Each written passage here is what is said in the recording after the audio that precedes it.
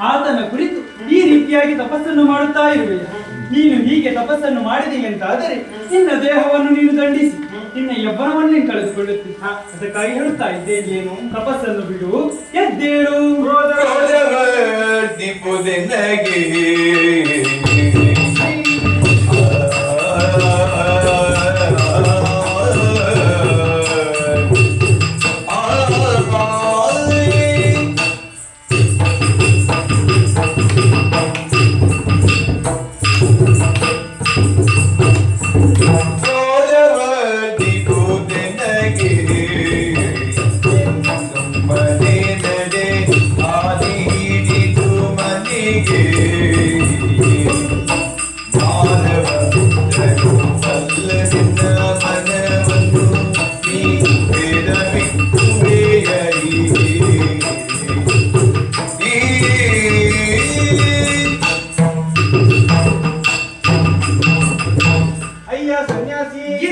ಪರಮೇಶ್ವರನನ್ನು ವರಿಸುವ ಉದ್ದೇಶದಿಂದ ಆತನ ಕುರಿತಾಗಿ ತಪಸ್ಸನ್ನು ಮಾಡುತ್ತಿದ್ದವಳು ನಾನು.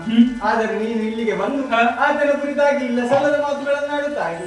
ಒಳ್ಳೆಯ ಮಾತಿನಲ್ಲಿ ಹೇಳುತ್ತಾ ಏನದು? ಬಂದ ದಾರಿಯಿಂದಲೇ ಹಿಂದೆ ನಡೆ. ಗಿರಿಜಾ, ನೀನು ಯಾರ ಕುರಿತು ತಪಸ್ಸನ್ನು ಮಾಡುತ್ತಾ ಇರುವೆ? ಆ ಪರಮೇಶ್ವರನೇ ಈ ಬೈರಾಗಿ ರೂಪದಿಂದ ಬಂದವನೇ ಇದ್ದೆ. ಸರಿ, ನಿನ್ನ ತಪಸ್ಸಿಗೆ ನಾನು ಮೆಚ್ಚಿದವನೇ ಇದ್ದೇನೆ. ಇನ್ನು ನಾವು ತಡ ಮಾಡುವುದು ಸರಿಯಲ್ಲ.